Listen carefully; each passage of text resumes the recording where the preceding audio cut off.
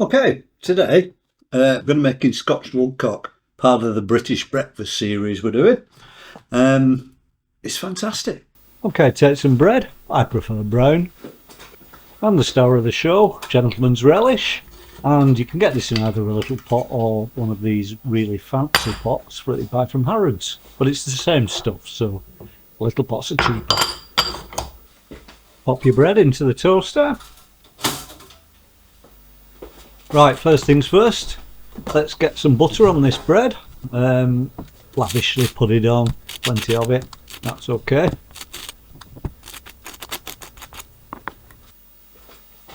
And the next thing you want to do is put the gentleman's relish on it. Right. Can't emphasise enough how sparingly you should put this on. It's really salty. You just want a really nice thin layer, cover it all over. At least with this way you won't have to put any salt in your eggs, so there is that to it. But honestly, just very, very sparing, as it says on the jar.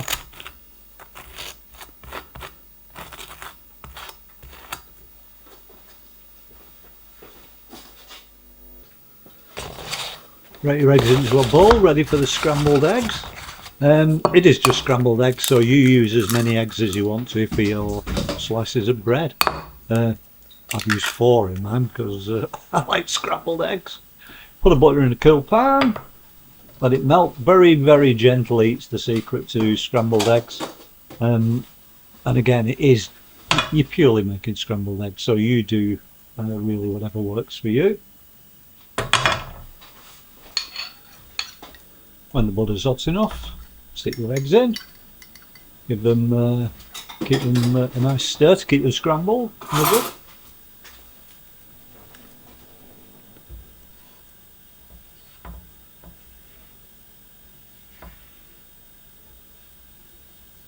Next thing I'm going to do for this is just to add some dill into it. If you've got fresh dill, even better, but I've just used dried dill. And then mixed with the scrambled eggs, it tastes absolutely fantastic.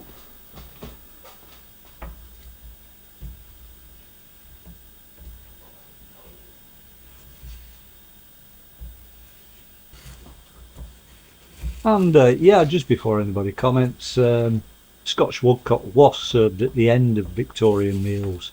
Not particularly for breakfast, although I have seen recipes where it is served at breakfast, so I'm including it. There you go. Enjoy.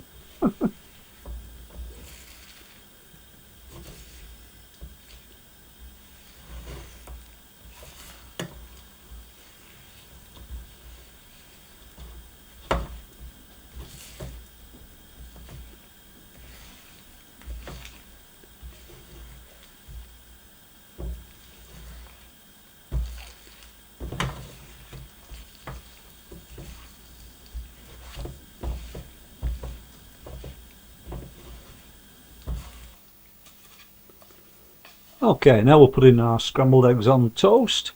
We've already buttered it and put the gentleman's relish on. So, you know, as you say, possibly a bit well done mine, actually, for me, but there's plenty of it, so that's good. I'm just going to top it off with some black pepper. I'm not going to put salt on because, honestly, the salt in the relish is more than enough for it. It tastes fantastic just as it is. You don't need more salt, honestly.